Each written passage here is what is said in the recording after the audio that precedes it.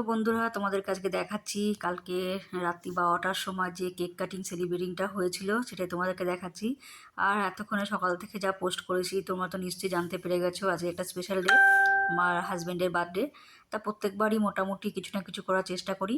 তা রাত্রি 12টার সময় কেক কাটা হয়েছে, আর এটা আমার নিজের হাতে বানানো কেক। আর একটা মিয়ামোর থেকে আনা হয়েছে। যতই কেনা কেক খাই না কেন, মানে নিজের বানানো কেকটা মোটামুটি হাজব্যান্ড মেয়ে ভালোবাসে। তার জন্য নিজের হাতে একটু অল্প একটু কেক বানিয়েছি আর কেনা কেক নিয়েছিলাম। তোমরা দেখতেই পাচ্ছ বার্থডে বয়কে রাত্রি 12টার সময় ঘুম থেকে উঠে নিয়ে আসা হয়েছে, চোখে হাত দিয়ে সারপ্রাইজ দেওয়া হয়েছে। বার্থডে বয় তো দেখে তো অবাক হয়ে গেছিলো, যে ভাবতে পারিনি যে মানে এরকম একটা সারপ্রাইজ দেবো। যাই হোক, বার্থডে বয়ের কাঁচা ঘুম অনেক কষ্টে ঘুম থেকে উঠে আনা হয়েছে। তা তোমরা দেখতেই পাচ্ছ বার্থডে বয়কে বললাম ঠিক আছে কোনো ব্যাপার না, কেকটা কেটে আবার ঘুমিয়ে পড়ো। অলরেডি হাই তোলা শুরু করে দিয়েছে, মানে ঘুমের নেশাটা কাটেনি এখনও। তা প্রথমে আমার কেকটা দিয়ে শুরু করা হলো, আমার কেকটা দিয়ে আগে কাটা হলো।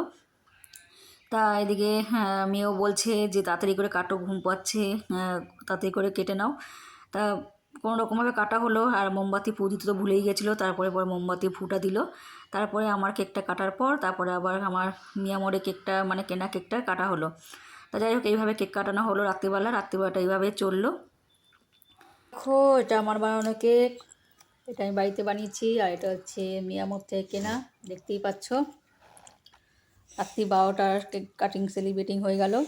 এবার পরের দিন দুপুরবেলা দেখা যাক কী হয়। তো আজকের মতো রাত্রিটুকু টাটা, বাই। তো চলো রান্নার জন্য কি কি সবজি কেটে নিয়েছি তোমাদেরকে দেখাচ্ছি। পটল, লাউ, উচ্ছে এখানে কাটা হয়েছে, কারণ তেঁতুর ডাল হবে, পটল চিংড়ি হবে। আর এখানে আলু কাটা হয়েছে। এখানে দু রকমের মাছ দেখতে পাচ্ছ, চিংড়ি মাছ আর রুই মাছ। রুই মাছের কালিয়া হয়েছিল। আর এখানে 5 রকম ভাজার জন্য সবজি কাটা হয়েছে। আর এখানে চিকেনের জন্য মশলা রেডি করা। তো তোমরা দেখতেই পাচ্ছ 5 রকম ভাজা আমার রেডি। সব অল্প অল্প করে ভিডিও করেছি, ভিডিওটা বেশি বড় করিনি।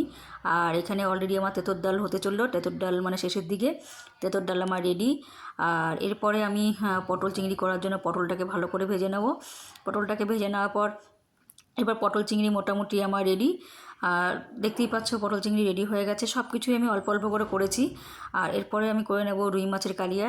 তা তোমরা দেখতেই পাচ্ছ এখানে 2 পিস মাছ, কিন্তু আর দু পিস আমি অন্যরকমভাবে করেছি, সেটা তোমাদেরকে দেখাইনি। এরপর আমি চিকেনটাকে কষিয়ে নিয়েছি। চিকেনটাকে প্রথম থেকে দেখাইনি, কারণ ভিডিওটা আমি বড় করতে চাইনি, ছোটোর মধ্যেই সব আমি করছি। সেজন্য আমার চিকেনটাকে কষানো রেডি। এবার চিকেনটাকে আমি গরম জল দিয়ে সেদ্ধ করতে বসিয়ে দেবো। চিকেনটাও মোটামুটি রেডি হয়ে গেছে। তা ভিডিওটা যতটা পেরেছি আমি শর্টের মধ্যে আনার চেষ্টা করেছি, বেশি বড় করিনি। আর এদিকে আমি পায়েস বসিয়ে দিয়েছি। হ্যাঁ, একদিকে পায়েস হচ্ছে ওভেনে, আর একদিকে আমার ইন্ডাকশান ওভেনে ভাত হচ্ছে। মানে একা হাতে সকাল থেকে যতটা পেরেছি ততটা করার চেষ্টা করেছি।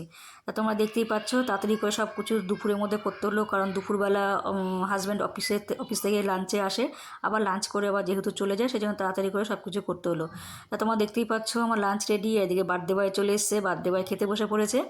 তা তোমার ভিডিওটা দেখে নিশ্চয়ই বলো কেমন হয়েছে। যতটুকু পেরেছি ততটুকু তোমাদের সামনে তুলে ধরলাম। আর বার্থডে বয় তো এসে বলছে আমার প্রচণ্ড খিদে পেয়ে গেছে। তবে চাটনি পাঁপড়টা আমি আগে করে রেখেছি, চাটনিটা আগে করে রেখেছিলাম বলে তোমাদের দেখাইনি, পাঁপড়টা করে দেখাতে পারিনি। তা বলো তোমাদের কেমন লেগেছে, নিশ্চয়ই লাইক কমেন্টস করো।